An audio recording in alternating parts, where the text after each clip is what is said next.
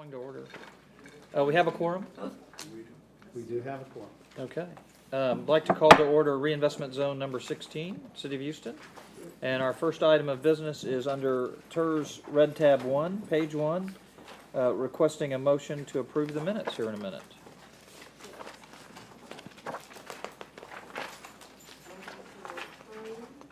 Okay, is there a second? All in favor? Okay, motion carries. Minutes are approved.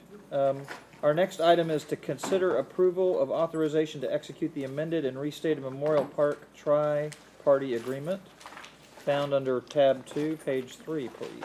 Mr. Chairman, at our last board meeting, the Uptown Development Authority approved this agreement. This is the agreement whereby we are participating with the Memorial Park Conservancy and its donor, the Kinder Foundation, for a significant improvement in a 10-year plan.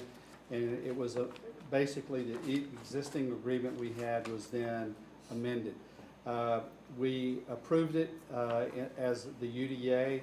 The city has stated that we need to approve it also as our tax increment reinvestment zone.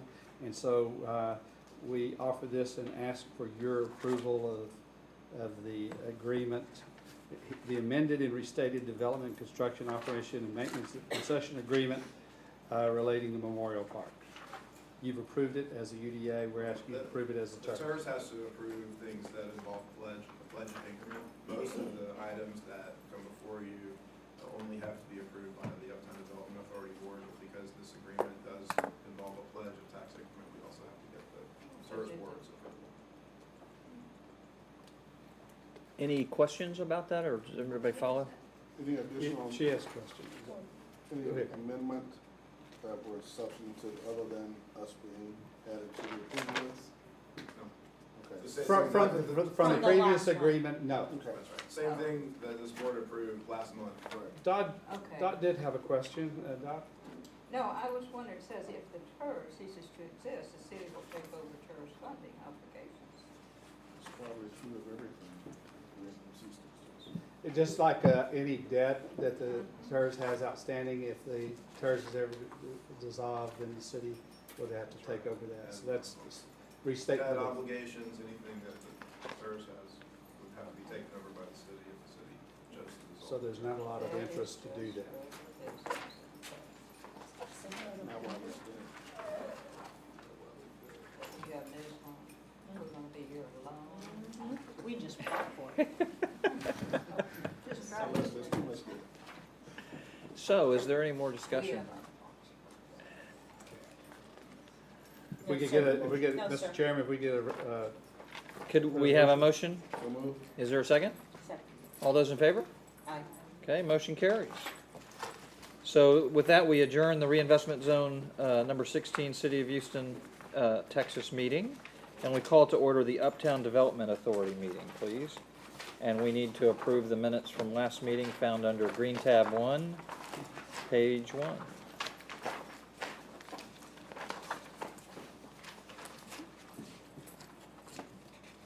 Motion to approve. Is there a second? All those in favor? Aye. Okay, motion carries. Yeah, are there any comments from the public? Anybody sign up, or would anybody like to make a comment? Okay, our next item is to approve invoices found on page 5, tab 2. Shannon, you want me to do this, or you can? However you like it, sir. How about if I jump in real quick and go through this? Obviously, Shannon's here to answer the questions that I can. Very quickly, we have I will point out a very significant payment that we're asking you to authorize this pay period, and that is to the City of Houston. It is our municipal services payment of $5.5 million. We have received our increment, and we're prepared to make that payment. It's included in this. As you can see, it's majority of the remainder of those invoices we're asking you to pay.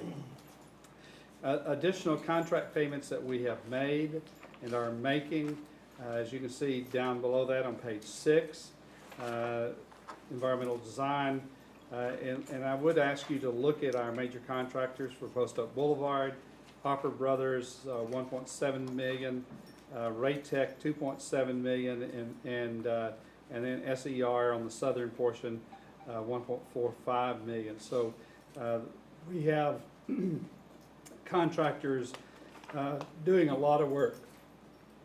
I would just add that this is 2 months. We did not meet last month, so particularly for professional services, what you see here is 2 months worth of invoices that are being submitted for your approval.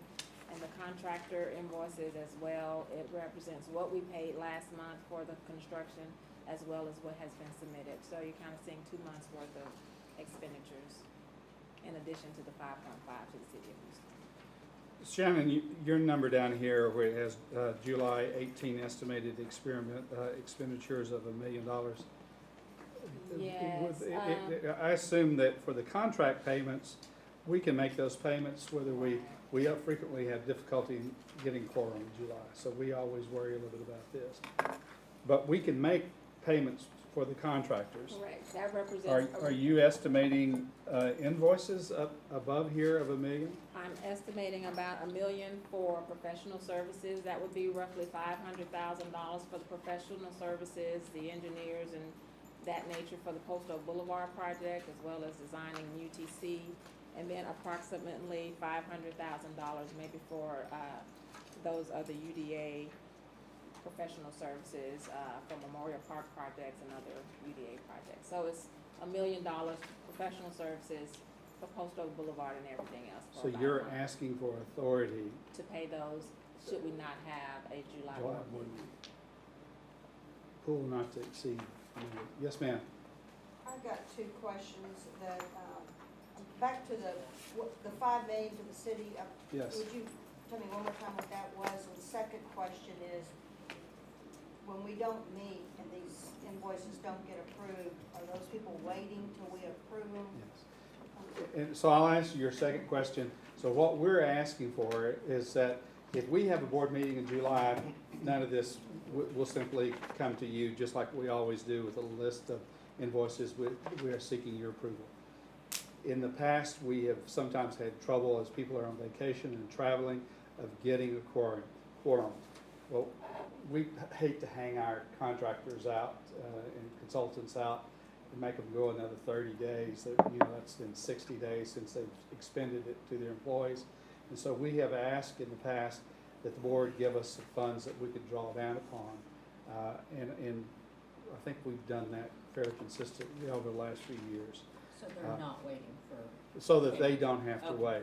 I hope we have a board meeting in July. We'll see if we can make that happen.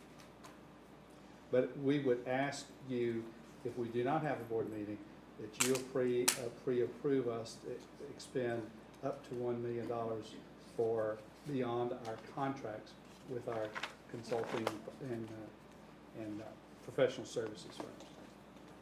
Okay, and then the city, thank you, and then the city of Houston, tell me what that is. Shannon, you want to take the lead on that?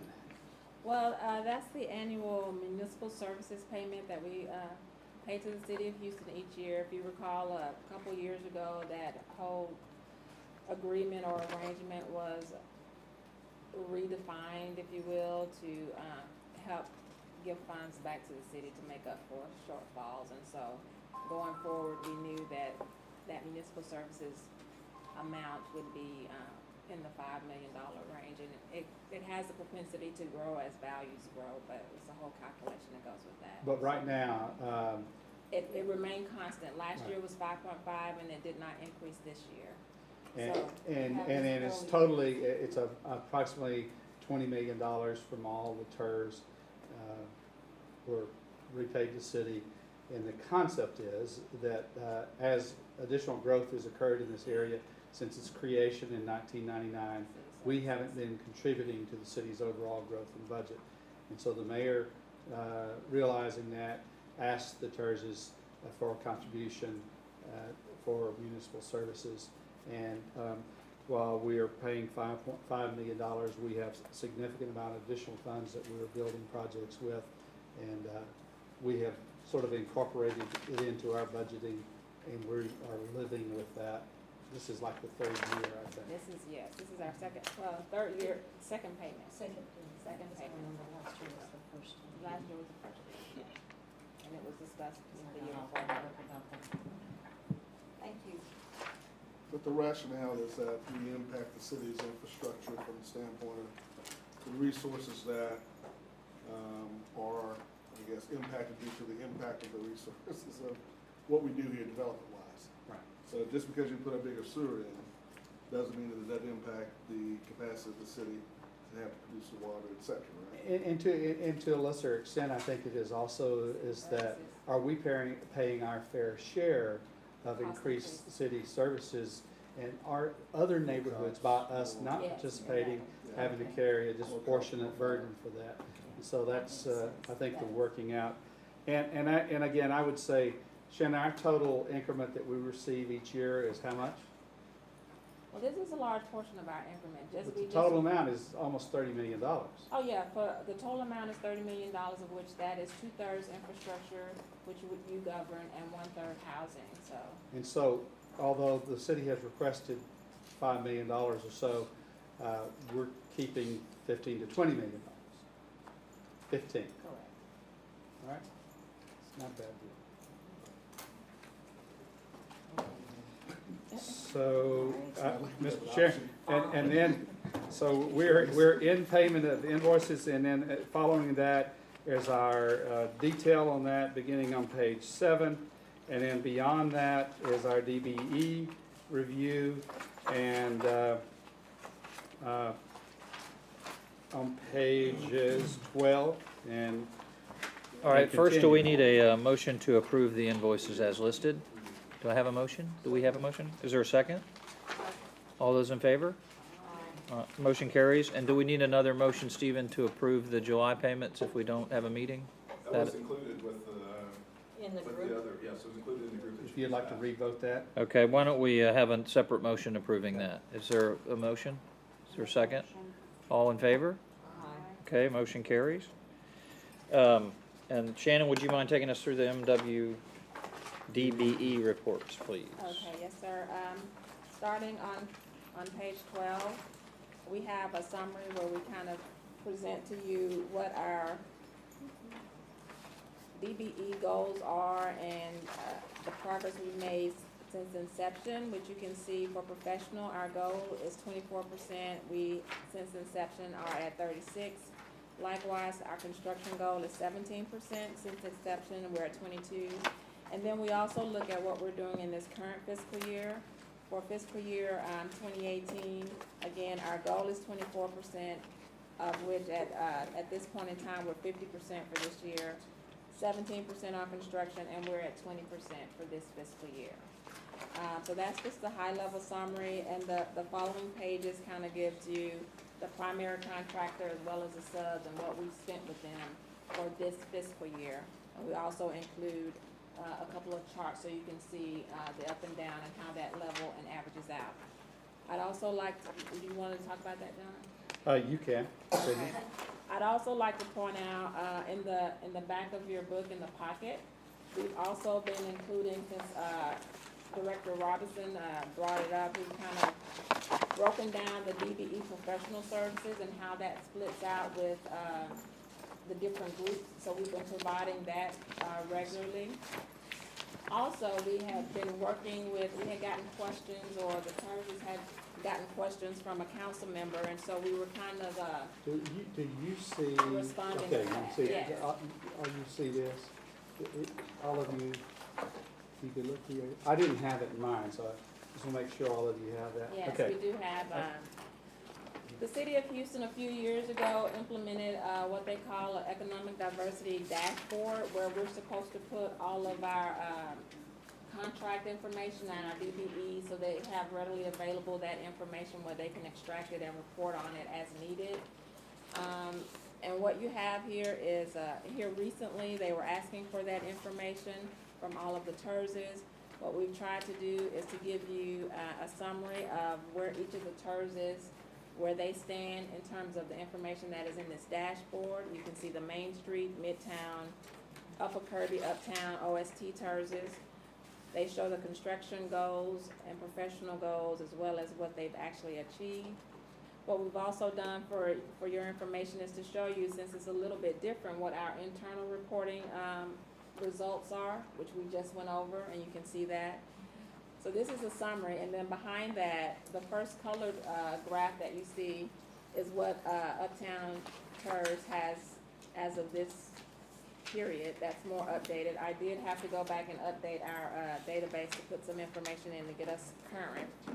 But this reflects that, and you can see where we are with professional and construction services. And then the black and white is also information on the other TIRZ. It's just the detailed charts that we've summarized for you on that page. Can, And I'm sorry, can you go back to this? So up here on Uptown though, it says construction 18.7%. So the goal is 24.3 and yet we've always, whenever it's reflected here, we're always above. So what in that update caused it to go down? I've had the same so, discussion. yeah, so John had that same question. So it's a little bit of the way that the information is captured in this database, and I will make the disclaimer that it's the city's database. So what they look at is for construction, you have to put in what the contractor's goal is. So each of the contractors out here, they have subs that is a certain percentage of the total contract value, and that's what this is measuring. We have a static goal of 17% for our construction. Across all contracts. Across all contracts. So for instance, when I go into this database and I put in what Harper Brothers has as the total sub amounts for DBE performance, and then what's actually spent, that's where it's going to be captured here. So it's a little bit different in the way that this database is capturing the information and reporting what the goals and the actual is versus what we do on a normal month-to-month basis. I'll just tell you, I don't know how the city calculates it. I do know what the information is on the bottom. So if we let's look at this right here, and it says that our actual is 18.7 and 49. I have no trust in what that number is, but I know what these actuals are here, because we track it, and we, both of them, I think, are significant. I would want to go back to the city and see how they're Yeah. not necessarily calculating it, but what words they're using and what it means. When you say that we are at 41%, 49% on professional services, I understand that. For them to say we're at 87, but to say our goal's 24, our contract may be 24, but our board adopted goal is 17%. And so some contracts will be 100%. Absolutely. Some contracts will be 16. It is that overall average here. And so I'm very comfortable with our numbers as presented. So this UDA internal reporting, it's not significantly different, but I sure don't like the words the city uses about goal versus actual. And what period of time? I mean, where is there a date on it? It's like a 4-year run or It's a something. 4-year run. And how in the world would I know that? On the cities, you might. Ours, for example, is year to date, and then from inception. So, would you like to? Yeah, Jennifer, do you want? Jennifer is with the city and is our boss. I'll comment on that. We're still working on that report with the city. Another staff person handles that particular application, and so he's moved on to different areas. So we started learning how he thought about that application as he was creating. So we still have some testing to do. This started because council never asked for it, so we provided what we had. And all of the TIRZ began entering their data into that particular system in fiscal year 14. So that's why we started in fiscal year 14. But there's still some things that we're asking questions on because we need to make sure we get it right, not only for you, but we are required as part of the city's financial policies to actually report this to council. And so before we do that, we want to make sure that that we can answer any question about it. Now, our process of sending that data to each TIRZ was, we wanted to kind of align what you guys have versus what we have in the system. And it was really important, because I think Shannon, yours is the only comprehensive report that outside of our system, the TIRZs do. So we can kind of push up against each other and make sure that the data that, when she pulls data from the system on her personal data, it really comes out the same. So that's what we end up wanting to do. So I just wanted to make sure that you were aware. We're testing it right now and making sure we're asking all the questions that we need to. We're also sending those reports out to each TIRZ so they can bounce back at us before we actually make that particular report line. That sounds great. Okay. I appreciate that. So John, if we have $1 billion contract that consists of a prime and 3 subs, when we pay these invoices, are we paying 4 different, are we cutting 4 checks or are we cutting 1? We're cutting 1 to the prime and then trusting that he paid what he said he paid, which is how we get the numbers. And if we sometimes hear that we maybe have a contractor that's not living by the spirit of things, we will speak to the contractor and make sure folks get paid. Robert? They also, in construction, have to submit the application of what they paid out, once they paid it out, so they're 60 days instead of 30 days behind, we get reporting back from them. So there's a reporting, document that we get on construction. Do we require confirmation from the subs that they were paid that amount, or do we have a period that we're? Yeah, and we get that definitely before we close out a contract that they've been paid for. Lien releases, I mean, you get. And some is with the professionals too. Just Sure, for more sure, transparent, sure. they would absolutely Smaller. report that. Yeah, absolutely.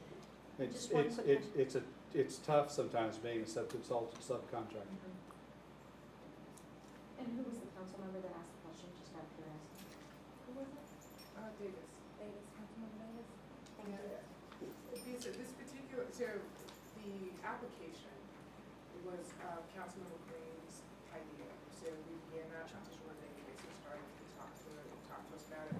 And I believe what's happened is Councilmember Davis is basically taking on Councilmember Green's memory and basically pursuing and making sure that we're following around those. This board, I'll tell you, this board of directors, and I think the staff has been committed to these issues. And, when our numbers don't look as good as we think they should, we respond and ask questions. Well, and that's why I asked, because I'm And so like, I will that's something tell to be you, proud of. I appreciate your response, and we'll continue to work with the city, and if we can do anything to make this work better, make the reporting work better, and make the reality of it better, we'll do it. Any questions? This is something we consider very significant, so, Yeah, and I'm sorry, I didn't mean to no, waylay us, but that's something, like I said, that we should be very proud of, is our percentages, and that's why I was wondering what the difference is. Okay. anyone else? Shannon, you want to take us to the quarterly investment report? Okay, thank you. Is it I'd okay? like to make one more comment. I want to Okay. first of all thank Shannon for this report. Thank you, Shannon. And I know it's not really kind of part of our official business that we have to track it this way, but I think it gives us some ideas of areas in which we can make improvement if we're concerned about moving from good to great or better necessarily. And especially with all that we've heard, locally about the disparity that exists, at least in the workforce, as it relates to women. I was really happy to see this last May invoice, the percentage of work that went that direction. So, I mean, it's not something where we're governed, and we have to do that, but just as a inspirational opportunity for us to take upon ourselves. And when we see these kinds of disparities, we can fix that.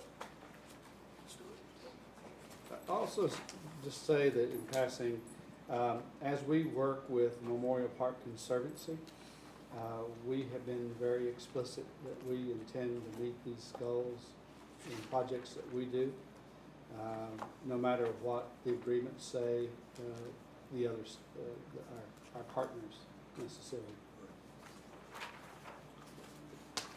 All right. And if no other questions, Shannon, would you take us through our investment reports? Okay, thank you. Page 19 is the first page of the Development Authority Investment Report for the period January 2018 to March 31st, 2018. This first page kind of outlines the different funds that we have and the balances at the end. Our capital projects fund with Capital One Bank, at the end of the reporting period, we had roughly $400,000 there. That's primarily our checking, where we write checks. For our infrastructure funds, which is primarily our trustee funds for proceeds and debt service reserve, at the end of the period, we had roughly $70 million, of which some 13 of that is debt service reserve. Likewise, for the affordable housing portion with the trustee, at the end of the period, we had just over $1.2 million, which that is largely debt service reserve, because as you know, we do send all of the housing increment to the city of Houston. So those are the balances at the end of the period. The second page is kind of looking at those balances to ensure that balances are sufficiently collateralized and or deposits or investments are authorized as well. So with our deposits, we had roughly $415,000 between the Capital One accounts, which we had sufficient collateral for the period. Our funds with the trustee are in money market funds, so they're not really deposits. They are investments, but they are improved because they're just treasuries. They're short-term government treasuries that make up that money market fund. So that's the $70 million for the trustee. Also, part of the report is to ensure that we're in compliance with the training. Training is required 10 hours every 2 years for the investment officer, which is John Breeding and myself. I received 10 hours of training in May, and John is due to receive his 10 hours of training in June of this year, so we will be July, yes, July. So we will be compliant with the training requirements. Shannon, of the $69 million that you're showing here as of 3/31, from your memory, do you know what that balance might look like today? What do we have right now? We have 24, 15, what's that, roughly $30 million in proceeds, and roughly $30 million in proceeds, and about $13 million in debt service reserve. But again, we just got in our increment, thanks to Jennifer, so we'll have the $5 million, which we'll send to the city of Houston. We'll send the city their affordable housing portion, and we'll just be bringing in another $5 million of ISD increment that we use to support projects. The bottom line is that although it looks like there's a lot of money, we're spending a lot of money as well. We're going to ask you here in a moment to authorize us to bid our transit center at estimated $16 million. I'm giving you that just as we will be probably coming back to you requesting the ability to sell bonds before the end of this calendar year. We'll also, because of our activities with Memorial Park, we have the ability to enter in just bank notes, etc. And so we will be bringing to you over the next couple of months, between now and probably September, sort of a financing plan of how we go forward to finish up, to accomplish this year that we're just now starting. Any other questions on our investment reports? Okay, could I request a motion to approve our investment report? Motion to approve. Is there a second? All in favor? Okay, motion carries. And that takes us on to discussion of our audit for 17-18. Shannon? We are requesting authorization to engage Whitley Penn to perform our FY 17-18 audit for the Development Authority. The estimated cost for the engagement is $19,750. Last year was $19,500. They typically get started in August, September, and we have a push to get our audit completed and approved by this board to the city of Houston by October 1st. last year was like the first year that we kind of ever got them the final by October 1st, so I hope that that is a trend that we will continue to do. But we need to engage them and get them started. A few years ago, we went out for an RFP, which Whitley Penn did win that, and I plan to go out next year to do another RFP for audit services. But this would probably be the last year without, before I go back out for an RFP. So this is an extended year that kind of surpassed the 5-year. We did 3 years and then 2-year extensions, which was all in the RFP. And so this is like an extra year that I told them to give me a price and what they would do. And as I mentioned to the district board, I kind of went back to look at what was submitted 5 years ago, and this price is still really lower than some of the other bids we got at that time 5 years ago. And I also reached out to some of my counterparts in other districts, and this is in line with what they're paying, if not lower. So I think that we still have a good price for the services, but again, I will go out for an RFP next year to see what kind of responses we get. But you're happy with them otherwise? I am happy with them otherwise, yeah. Any other discussion or questions? May we have a motion to approve? Motion. Second? So, All in favor? Okay, motion carries. Next, we need to consider a change order for Memorial Park Glades Phase 1 improvements, found on page 22. Yes, if you will turn to page 22, I don't have in my document the backup page on this, but we are bringing to you what should be the total wrap-up for this contract. If you'll look there on page 22, you can look across. There were really 3 different contracts involving this. That was the East, that EML is East Memorial Loop. Then there was the native plant procurement process, and then there was the construction project for a Memorial Drive signalized intersection to the East Memorial Loop. Those 3 total $7,511,000. We have had change orders to date of $759,000. There are current contract values, all 3 of them at $8.2 million. We are proposing today, if you will, the final and wrap up cleanup of this of $289,000 as distributed across there.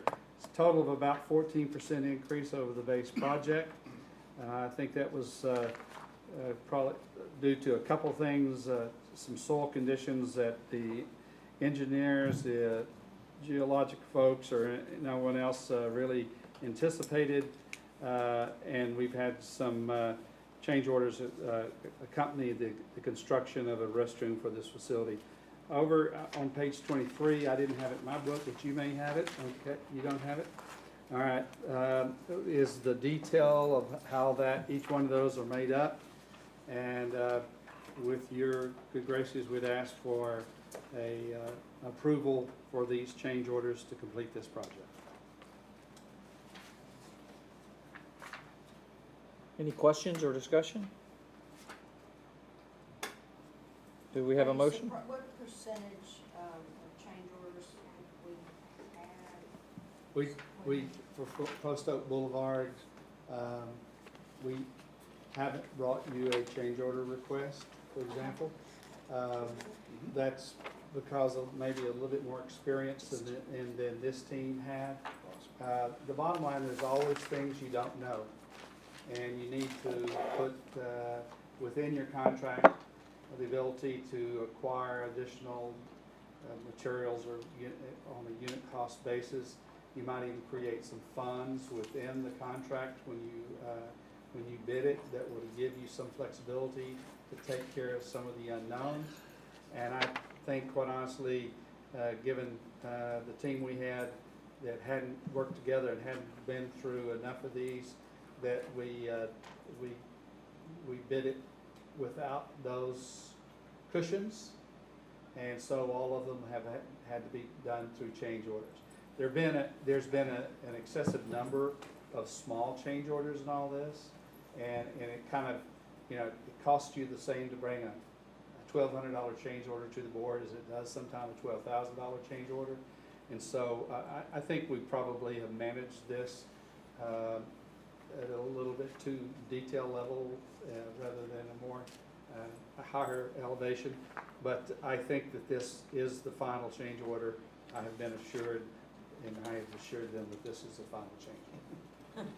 So a small percentage of change, I mean, you're comfortable with, I mean, I know you don't have a choice really. 14%'s high. And that, there's a couple things. There's been things in there, but we could have also bid it with a bit more flexibility within the contract. We could have had a little bit bigger, longer perspective on things and maybe brought 3 change orders to the board rather than, it was managed at too small a detail to sometimes understand what was going on with the overall budget.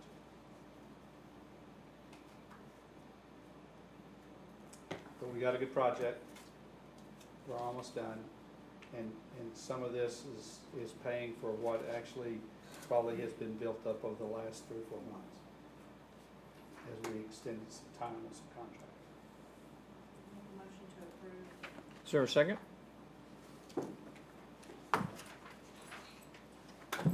All Thank those in favor? Thank you. Motion carries.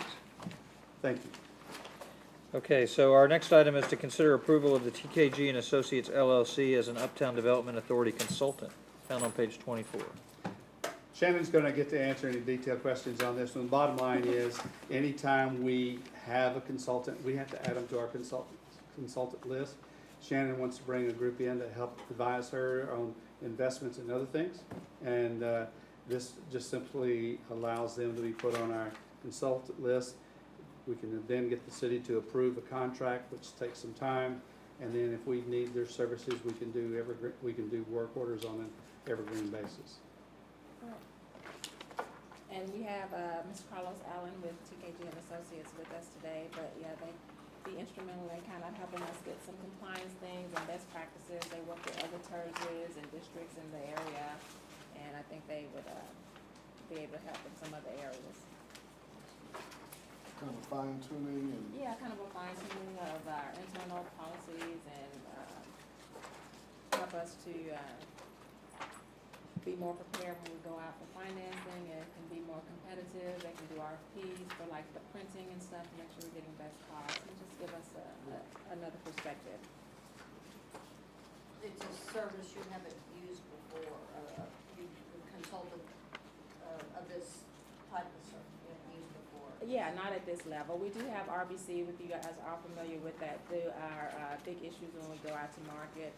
TKG kind of offers some of those same services, could serve in a co-advisor capacity, but then they could also drill down for me in terms of more policies as it relates to financing and transparency and getting things in line with, maybe putting more stuff on the website, just different things that maybe I don't always do, and they can offer some value in that area. And they've done other. They work with Midtown and Downtown and other municipalities in Chicago. Again, Carlos is here if you want to, I'm in the section. yeah, that's Carlos Allen, so. Thank you. Oh, so need a motion for that? Yes. Yes, make a motion. Is there a second? Second. All in favor? Okay, motion carries. Our next item is Our next motion is consider authorizing staff to amend Post Oak Boulevard construction contracts with Harper Brothers, Raytech, and SER to subcontract Christensen Builders for construction of the bus stations. Okay, so, Page 31. yeah, beginning on page 31, just to give you a little bit of history. When we, Robert, when did we go out? Was it a year ago? Last summer. We took the design for our bus stations and went out for bids. And we were wholly unsuccessful in getting we did not get a response. Problem is typically we do horizontal civil work, the people we talk to and who watch us and are involved with us do that kind of work. The bus stations was more of a vertical element that we began fabricating the stations, et cetera. And so we said, what can we do? Some contractor we talked to were saying that they thought that it was going to cost us $800,000 a unit. We had budgeted much less than that, less than half of that. And so we were really a bit lost what to do. We talked to some of the developers and others who use a lot of vertical construction trades and people, and actually went to Harvey Construction and entered into an agreement with them whereby they took us basically through a value engineering process to try to get try to achieve the same thing but at a more reasonable cost. We could always modify the design, or simply talking to the right people using the right fabricators. They came back to us and presented a plan to us that would basically cost us $6.7 million for our bus stops. We are carrying in our budget right now $6.4 million. We talked to a second group who would be willing to enter into this, the Christensen Building Group, and they have agreed to offer us a price of $5.8 million in our budget of $6.4. I could just give you just a little bit, and I'm going to be the guy who shows you pictures, and Robert's going to answer the hard questions. But this basically is what our bus stations look like. They're in almost every case except West Alabama. There is a southbound station just south of an intersection, the northbound station just north of the intersection. So for each station, if you will, area, there are actually two canopies, two structures. They are largely steel and glass, bolted onto a concrete pad. They include lighting. There are a lot of equipment that Metro requires to be placed in there. We're making provisions for that, as well as for lighting and signage within the shelter itself. On the platform, too, one of the things we were very much concerned about was all the sort of accompanying big boxes that occur frequently at stations like this, and certainly at light rail. We were concerned about what that would look like as scattered down the boulevard. You know, my phrase was always, you know, it's like, looks like a cemetery with all the coffins, or maybe like some friends of mine with refrigerators in the front yard. And this is Post Oak Boulevard. So we worked very hard to try to resolve it. What we did, we incorporated both the communications box and the power electrical box on the station platform itself, and then there will be a transformer out in the grass off of the station. A significant reduction of that. A little bit more of the detailed drawing here. These are the columns. They will reflect some of the lattice work that you'll see in part of our design, that you'll see in our pedestrian lighting up and down the boulevard. This is, again, I don't expect you to understand all this, but this is simply if you look down on the roof here, this is the glass roof, and this is the fretting that's in them that will reduce the glare. This glass is connected to the steel structure using what's called aluminum spiders. It's a very nice looking, there'll be stainless steel rail. Some more, I think that's about it. Here's the columns that support.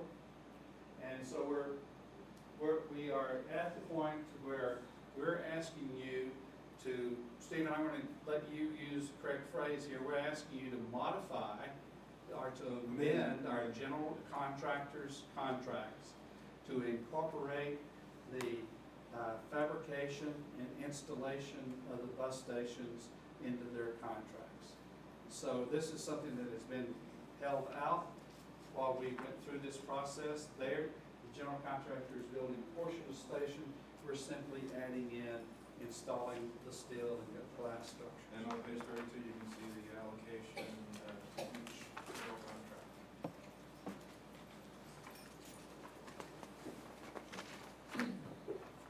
This, yeah. I'm a little mixed up. Is Harvey, this is information about Harvey led us through the value engineering process. Okay. Okay, and then they were interested in being the general contractor to actually implement this. And Christensen, we had a competitive price from them as well. And so Harvey's overhead was just higher. I mean, you're buying the same steel, the same glass, largely from the same vendors. And it's, the difference It's is, too small for them, really. yeah. I think Yeah, that, I think they're that's, an awesome Yeah. company. they, They're absolutely. fantastic. And they were responsible for us saving. Robert, you want to add anything to this? You're sort of leaning forward like you'd like to. I was listening intently, they are awesome, they helped us through, they got paid for it, but they wouldn't budge from their position, or if they wanted to be paid to go forward, and found that there was an alternative that we could do that. But they basically took us from 800,000 to less than 400,000 per copy, so they did their job. They saved your money somewhere. Yeah, and as Robert said, and we paid them, we had a contract for them to do that, and we paid them for that.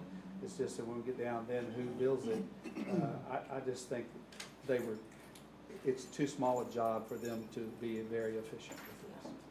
But everything is exactly the same as far as materials required and the drawings and whatnot is exactly the same, correct, for both of them? Yes. My other question would be, is since it is metal and glass, I'm assuming that there is UV protection and whatnot Yes. on the glass? Has any art or anything been contemplated for those eyesore boxes? We're gonna try to make them as, I think the boxes that are on the platform are just gonna have to be perceived as part of the structure. The transformer that is out in the grass, we'll try to landscape that as best we can to hide it. But it's not gonna be giant, it's something this big. But is it something that, for example, we could put the maps or something up there to where it doesn't look as though it's just there? Does Well, that make sense? Go ahead, Robert. That's exactly what we've done on the back side of it, which Oh, I'm it'll be a sorry, I don't cover. have my glasses. There'll be cabinet doors that you open, right? When you Mhm. close it, there is the system map. We had to find a spot for the system map anyhow, so we're using the cabinet for that on that end. Okay, so just on the one side, okay. And nobody will be on the other side. And we'll have landscaping and try to green it up a little bit so it's Perfect. Are we gonna do some sort of air conditioner, not air conditioner, Like Well- misters or something? or getting that prevailing southeast breeze? Every one of these have been, no, I was starting to tell you yes to all that. The reality is, one will be, the southbound side will be open to that wonderful southeast breeze. The one on the northbound side will have a glass wall behind. That glass wall needs to be there to protect people from a vehicle spray as cars go by during the winter when it's raining. And so I think that these will be every bit as nice as Metro's large light rail stations. They're very much being designed with kind of similar components. And Robert, We have trees at 20-foot center out in front of the platform to fill in the space and create shade for morning on one side, evening on the other side. So we're trying to get as much shade on the platform, which is 50 foot long. So we'll have almost 3 trees in front of it. I don't see any seating, but any what? seating? There won't be seating. There's a leaning rail that you can lean back again. But I think that's a really key point here. This is not a place we want people to come and sit and visit. You don't want that. You do not want that. And so, once you cross this point right here, it is required that you have a ticket. If you don't have a ticket, you'll be asked not to be up there. what, by who? It's Well, Me. I think I think just as we provide officers here today, we'll be doing that in the future, to make sure that the transit system functions efficiently, and that's what we wanted to do. I'm curious, is that blocking the buses coming? Do what? The buses will be coming, if you will, in this direction. The doors will be on the right-hand side.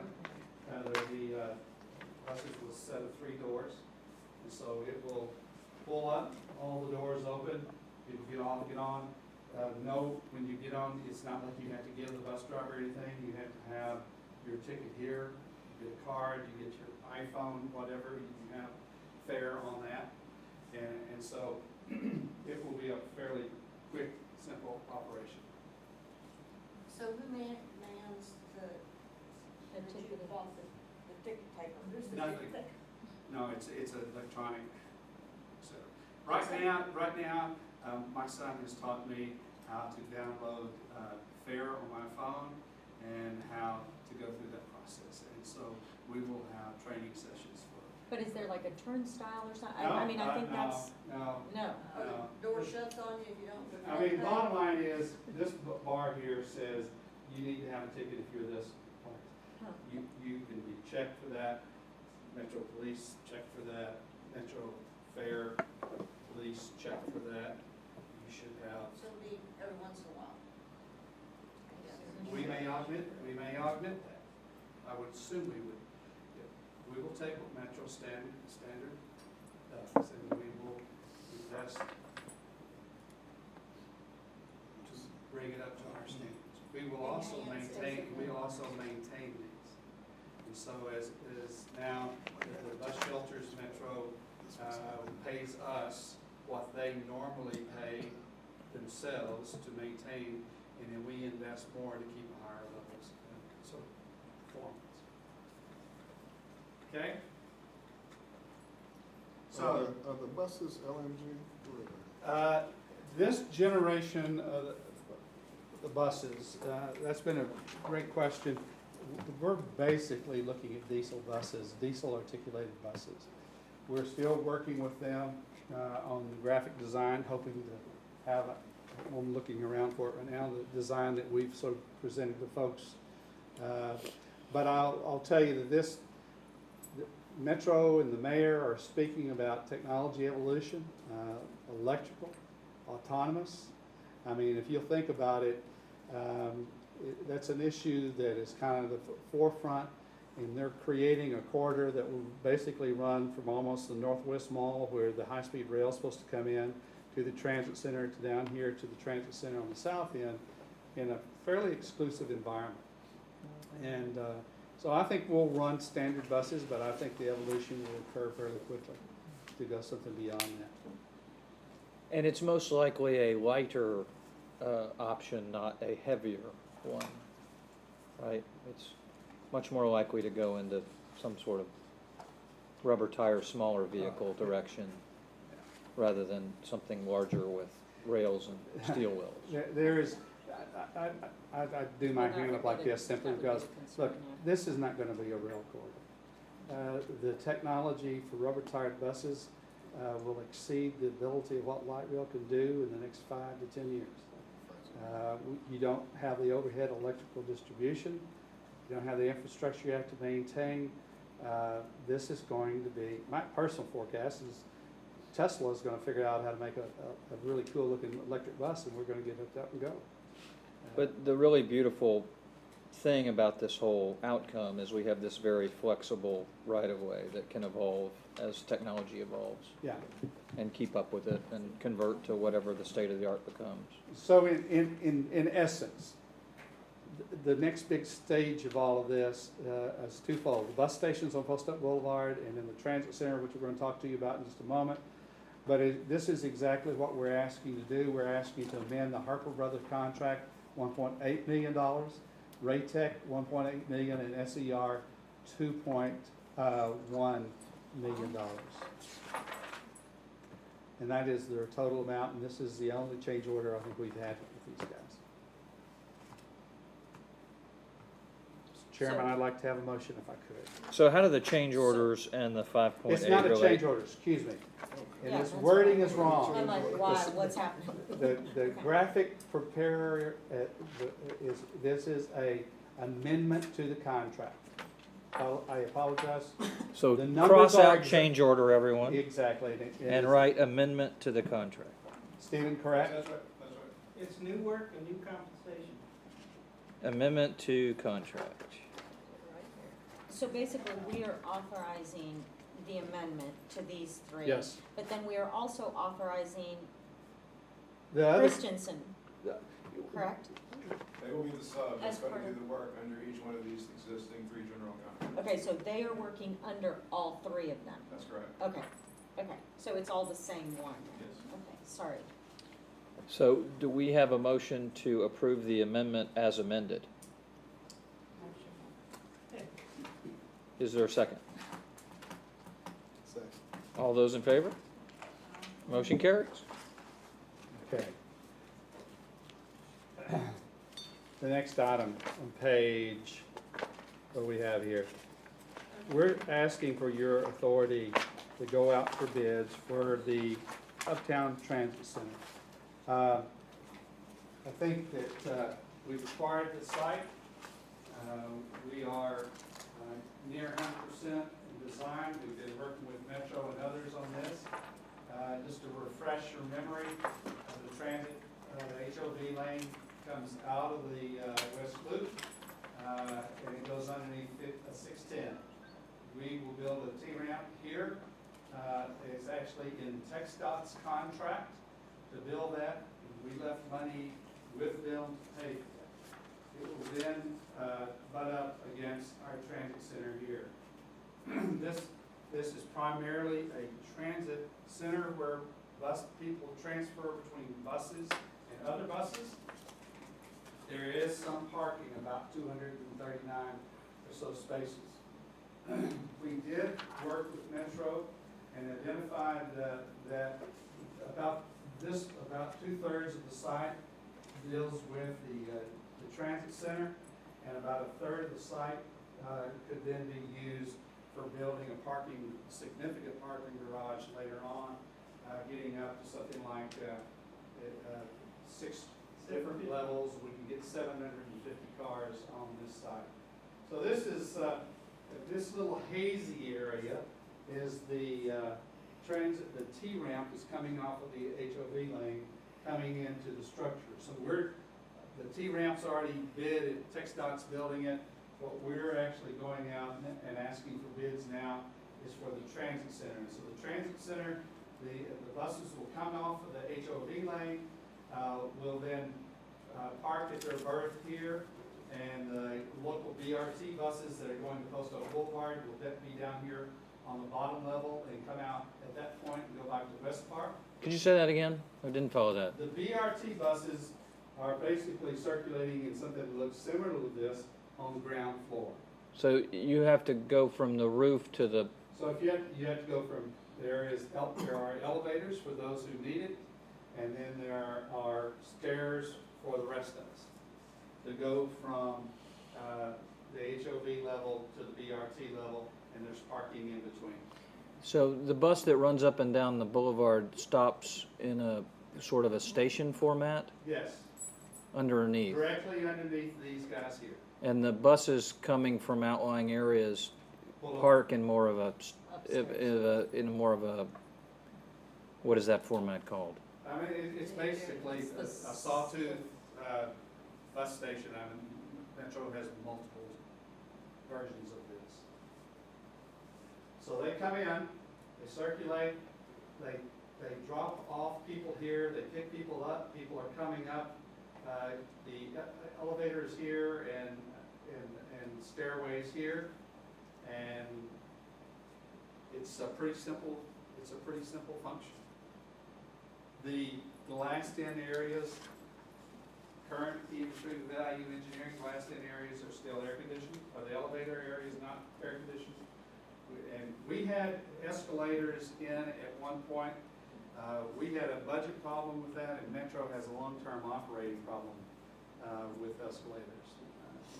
And And so we have stairs, and then those that are challenged, there's gonna be 4 elevators, is that right? 3 elevators. So, we're ready to go bid. We need your authority to allow us to go bid. It's our intent to ask you to award this in August. Sorry, Questions? so we're going to put this out to bid, and basically you're going to want a turnaround of what? A week? For presentations? We'll advertise almost immediately. We got about a 30-day, on the street before contract will Okay. I'd like to introduce you to Jackson. He is Robert's grandson. Make him look good. and ask permission.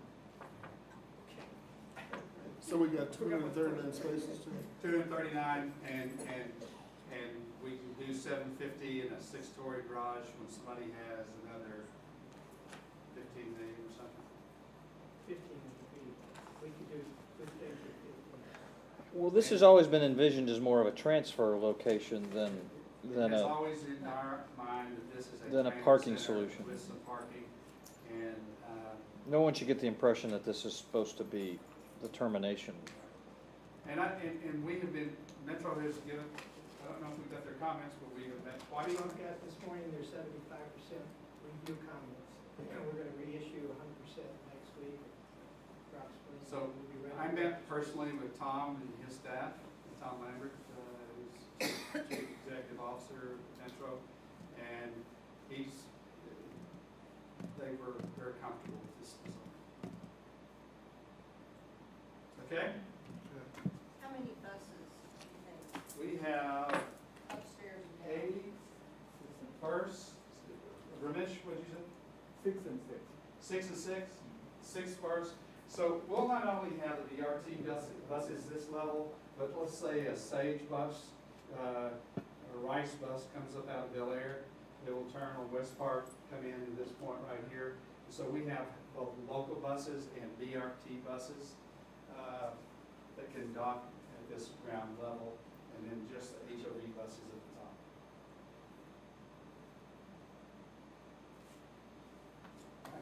the top. Okay, any other discussion on that? Do we have a motion? So moved? Is there a second? Judson? All those in favor? Okay, motion carries. Okay, our next thing is to consider approval of a joint resolution authorizing the filing of applications related to intersection improvements for discretionary transportation funding with HGAC. Page 34.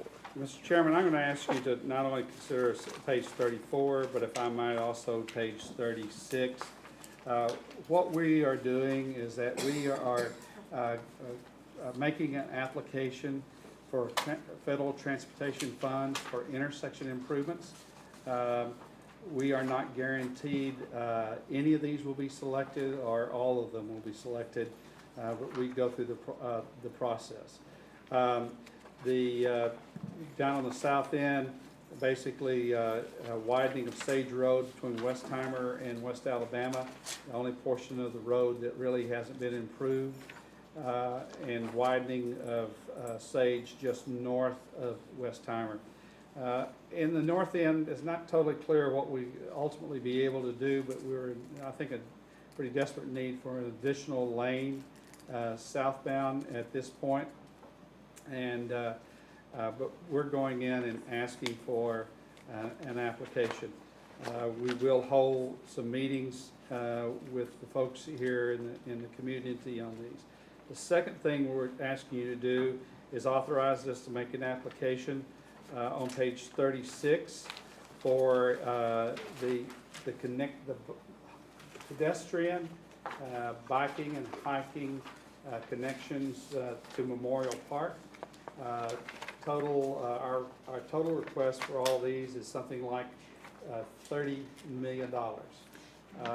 Again, it's highly unlikely in a very competitive environment that we'll be awarded those, but we certainly won't if we don't ask. The city of Houston is going to be our joint applicant, and we're going to provide local match and probably drive the design and construction of the project. These are just the projects. We're quickly to go over them.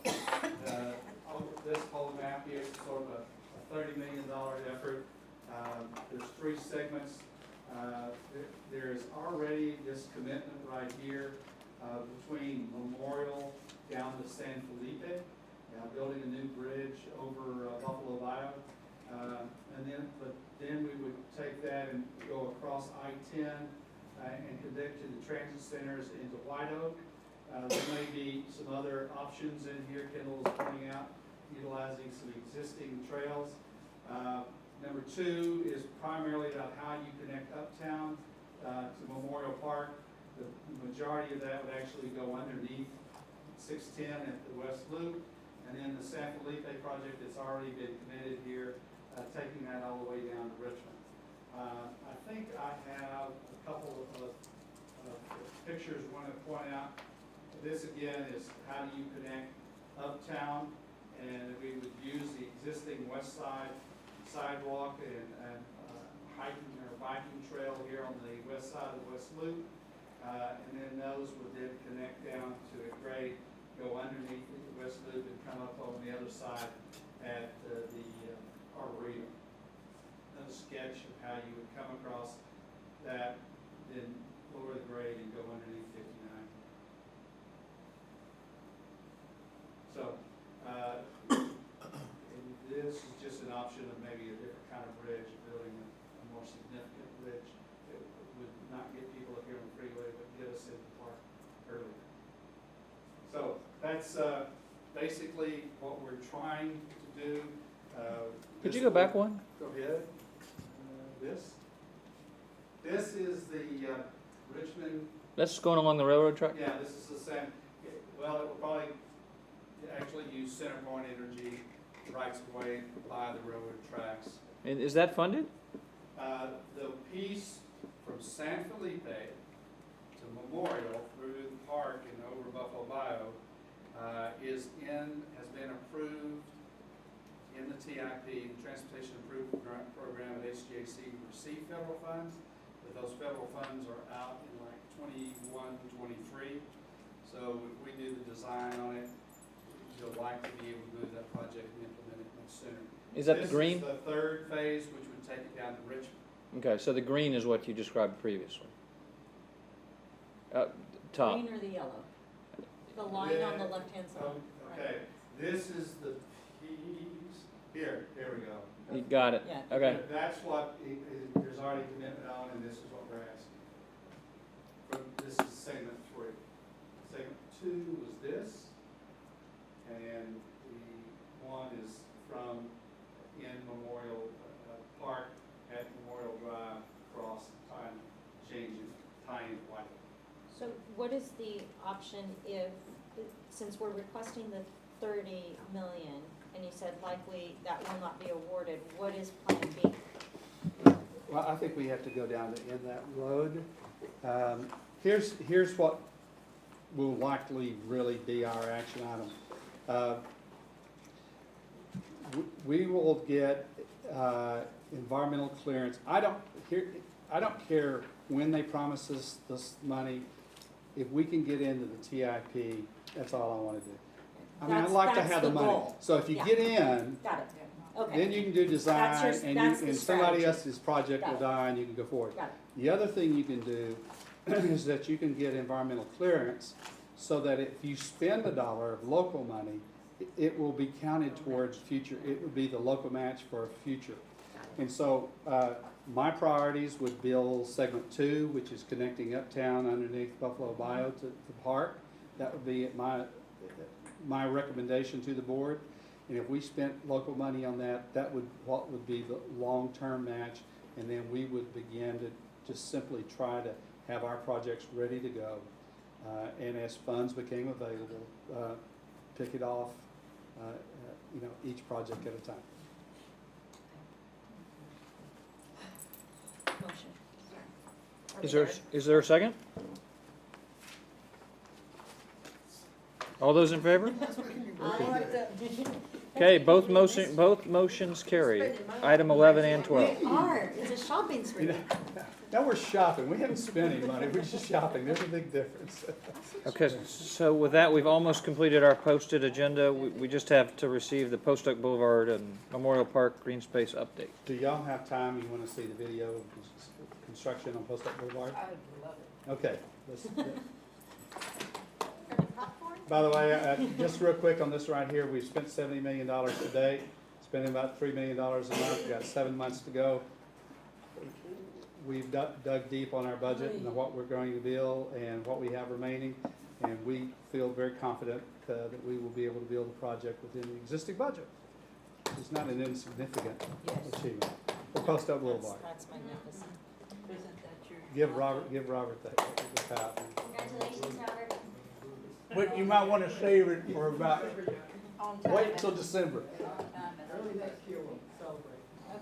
Okay, all right then, I take it back. Robert, you can get up here and lead us through this. This again, we're starting on the north end, and we're doing, just go over some of this stuff is primary electrical and communication ductwork down on the 46 feet in the middle, so we can start doing stuff over. We've completed here, and now we're getting into an area soon that we built in the toe walls that create the 4-foot median. And we have started, why don't we just, let's see, a little bit further. How about this? So, we have, the middle here is gonna be toe walls, we've got, the stuff underneath it, and keep going out. This is the first, John wants to point out, definitely the first bus lane being poured right here. This is gonna be a left turn lane right here, and it goes into Westbriar. But this is a bus lane, this is like 30 feet. This will be the trees in the area between. Robert, you can sort of see the toe walls just a little bit better. Is that, are we talking about this right here and here? Yeah. And that basically Did you say toll or toe? T-O-E. is like, Oh, so, got it. so we We all want to heard plant, something we want to plant completely trees in the middle. But we need to have strong support for the bus guideway lanes. And so we build that keeps everything out this way. We can then put trees in all of our power distribution, communication systems, in that. And then we will, so basically, as you can see, this area where the trees will be is right next to this, and so it is that toe wall that's really holding up the bus lane. And Sanford Lakeview is the first intersection to get its poles or shafts to the traffic signal back up and then start working on the 4 corners. There's always a little bit controversial issues at the corners that worked out. This is a change to the Raytech contract. They are again working on the middle. They have the northbound, southbound lanes done. And again, this would be piping for the communication, primary communication. And they have one of the toe walls in on one side. Which is the light colored stuff that we're So you seeing can out see there. the concrete here. And Robert, on the right, you have the final sidewalk. We have the subgrade, which is the concrete base that we're gonna put the pavers on. Right. And the trees installed in the tree wells, we have irrigated, watching that closely, getting that done, and completing the whole area, getting it cleaned up. We have cleaned up behind anywhere that we're gonna put pavers, because we don't wanna mess up the pavers once we get done. They're part of the final things we get done. John's gonna hold up the final thing, once we get the pavers done, we put our lights on top of the pavers, hides the hole that we've created to get the. How many of the pylons, That is pedestrian lights have you received so far? We've got, the first 100 are in our warehouse, 180 more to come. We've worked out mitigation on the private side as best we can. We're even working with Levcor on their side, get the design ready so we can jump over there and get that done as we cruise into the late summer. On the right, is that a 12-foot sidewalk? placed in those. You can see the busted up through Boulevard Place, that's for us to get utilities down the middle and get that ready. This is unfortunately working again in this one small area. There's a lot going on here, but this is the primary electrical going down and the boxing out of the intersection where we will put foundation and traffic signals that we always had the smaller traffic signal, if you remember right, the vertical mount on a 26-foot pole. We'll have a 32-foot shaft in there with a 22-foot arm to control the left turn over it. So we have to get those things in too before we can finish off the middle part.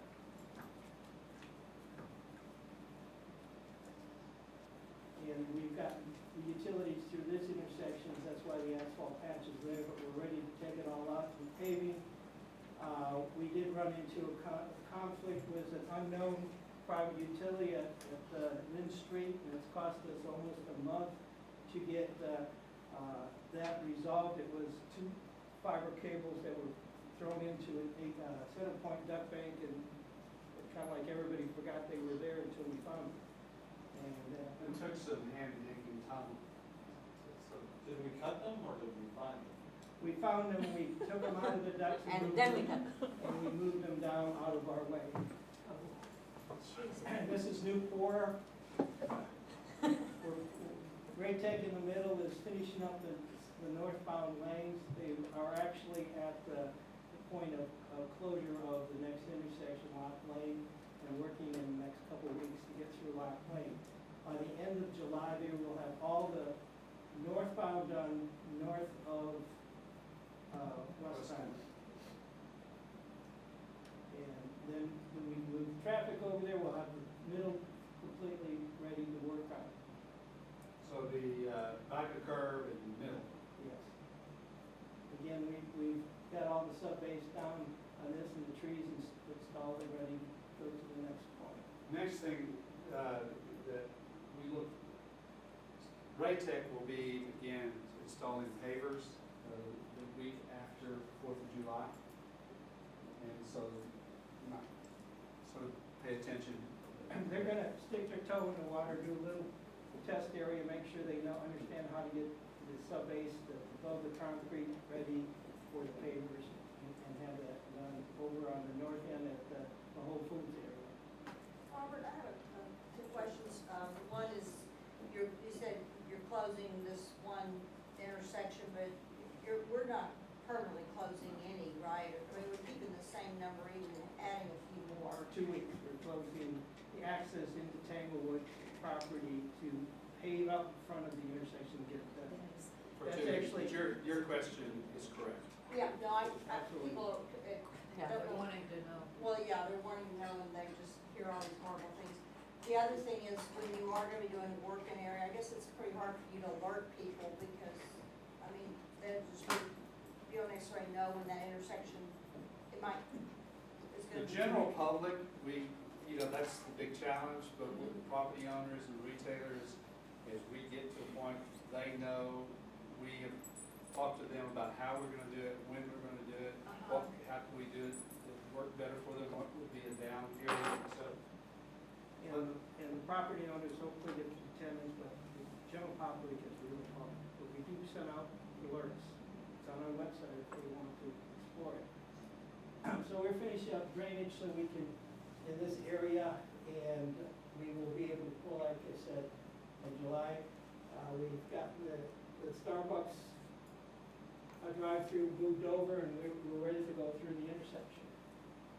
Now, I point out that moving that over was not our job, that was Tanglewood Corp. So I'm gonna ask them, is that gonna be the new outdoor area? Yes. Come on over. Oh, we will.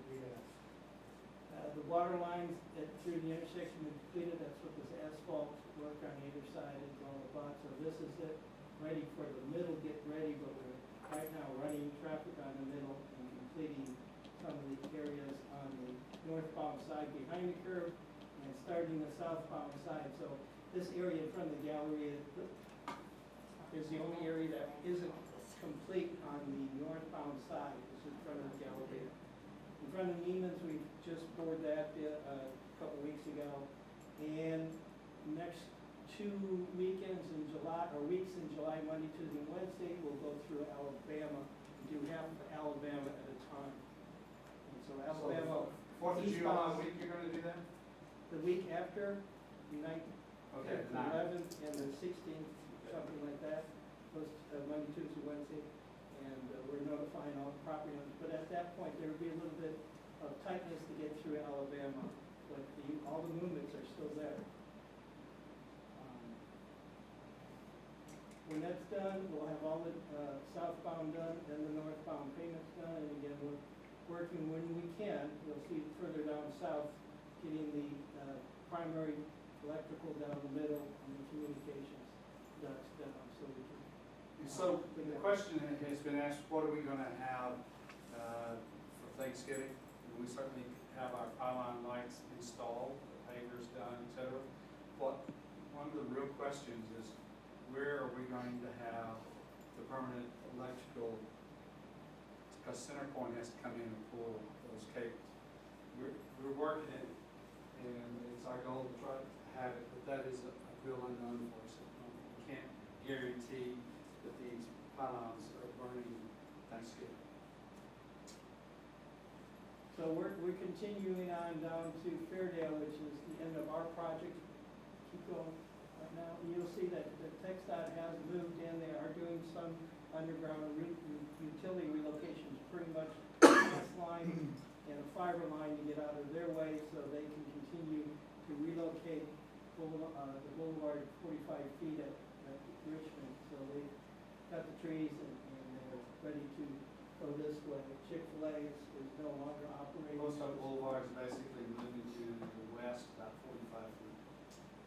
And their goal is to build a twin ramp just like that, right here, right alongside of it. Going to 59 inbound, outbound. Chick-fil-A's relocating. They're closed, have been closed. I think that the same operator is over on Rice. That I don't know. I think it's a different operator. You think it's I different? talked to those people, yeah. So remind me, when are we gonna see the buses? Okay. Because we still have, I know all. This is where, this, I did dirt. okay, here's what we think we'll have trees in, all the concrete poured, flowers blooming by December of 18th this year. All right? We will be out of here, contractors gone, et cetera, by the end of the first quarter. They have that much time in their contract, and we think we're gonna finish up before the end of the year. So let's say that we're largely completed by December of 2018. Metro only recently ordered their buses. They won't get them in until late, early fall begin to get them, early fall of 19. And they have said that they don't anticipate starting revenue service until January of 2020. And how does that mesh with the highway schedule? Highway from, there's really, let me just tell you, there's like 4 projects going on. You can scale it. There are 4 projects. Metro is redoing their Northwest Transit Center and making improvements down to Memorial. Right? That should be completed July of 20. The West Loop dedicated bus lane should be completed by the end of the first quarter of 20. Post Oak Boulevard should be largely completed by December of 18. Our transit center should be completed by the third quarter of 19. The reality is you won't have the Northwest Transit Center to the South Rice Transit Center, Post Oak Boulevard, West Loop dedicated bus lanes, and Metro Memorial and their transit center up north end until first or second quarter of 2020. So we'll have ours done But that's not to This year. say there's not great benefit from finishing up at the end of 18 for all the other modes. Yes, if we can, look, if we can get the lanes built, we can get our wonderful sidewalks built, we can get our wonderful trees planted, we're great. Will Metro then use those lanes? When? They'll move their buses they're currently got. No, No, not until we get our buses, so we won't have I buses. It'll be I complete. don't believe Metro will put their local buses on the dedicated lanes, couple of reasons why. Our stations are raised platforms. They will, Margaret said part of the fear is we're gonna have, tires with concrete in on a pole on it that says 30-foot cross down. But we'll work with it, and we're gonna work with Metro to, gonna have the messaging. But I think the key point is that I think we've lived up, exceeded most people's expectations.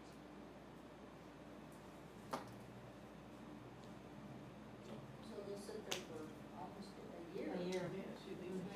If you wanna, Get the buses. I'm using this bike lanes. 18 months. Why did they wait so long for the buses? We'll close the meeting, I'll tell you. I have something I wanna ask off the record too. Okay. Mr. Chairman, I think we're done. Okay, if we could recess the Uptown Development Authority meeting, reconvene the TIRZ meeting, and adjourn both. And we've done it. Excellent. Thank you. Yeah.